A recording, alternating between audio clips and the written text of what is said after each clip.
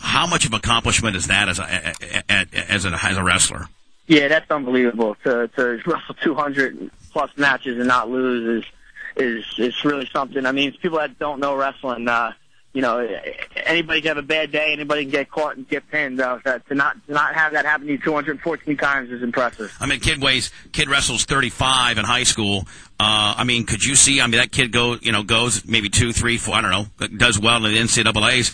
I mean, I could see certainly, and he's actually expressed some concern with Rob Kahn about coming in during the summers and just starting off lightly. But I mean, that kid's got stuff that you can't teach. At least a great foundation for your sport, don't you think, Frankie?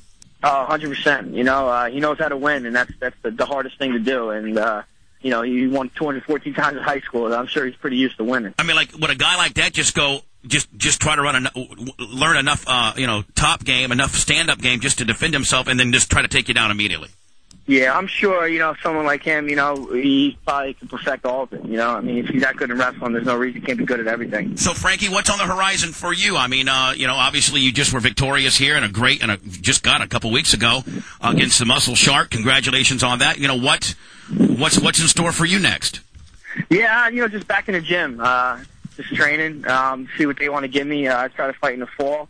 I just want to fight someone that's going to, undoubtedly give me a shot at the title. How about a rematch with Gray?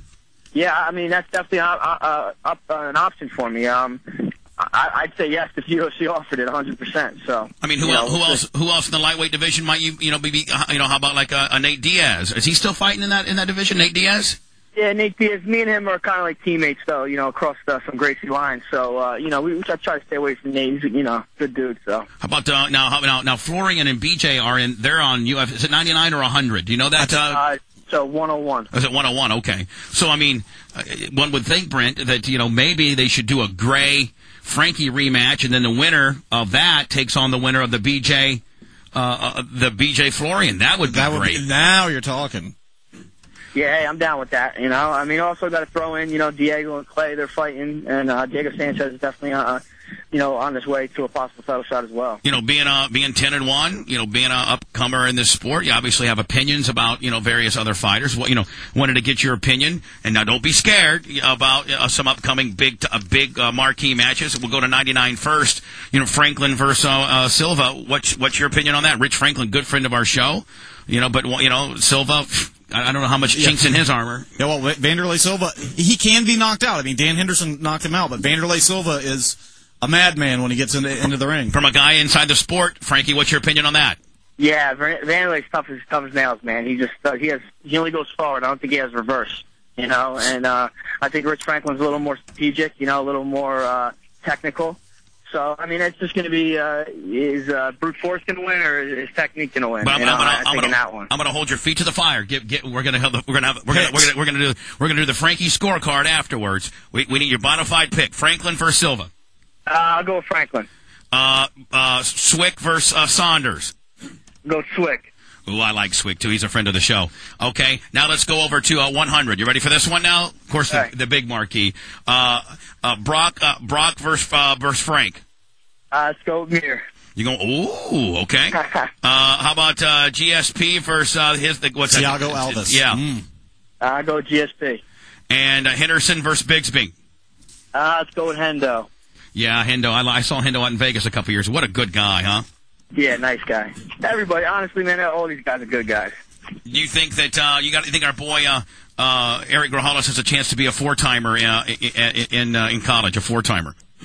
Man, it's a really tough feat, If anything can happen, I mean, he obviously successful in college and high school. Rutgers has a kid, Scott Winston. He went 137-0 in New Jersey. He got hurt his freshman year before state, but he won 3 state titles after that.